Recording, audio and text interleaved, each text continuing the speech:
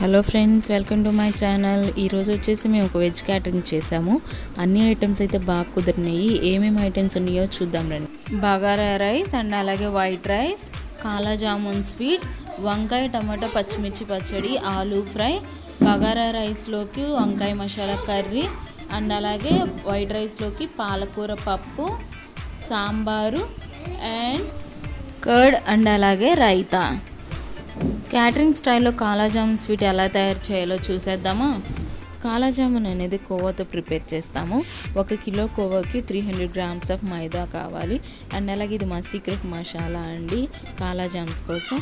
And అలాగే green food colour, కొంచెం water అనేది స్ప్రింకిల్ చేసుకొని ఈ పిండిని చపాతీ పిండిలాగా సాఫ్ట్గా చేసుకొని ఇలా కనిపిస్తున్న విధంగా షేప్స్లో చేసుకోవాలండి. అండ్ అలాగే వాటిని ఫ్రై చేసేసుకోవాలి. ఆయిల్ అనేది ఎక్కువ హీట్గా ఉండకూడదు. వీటి కోసం ఇలా ఫ్రై అయిన తర్వాత షుగర్ సిరప్లో వేసుకొని సర్వ్ చేసుకోవడమే. Thank you for watching.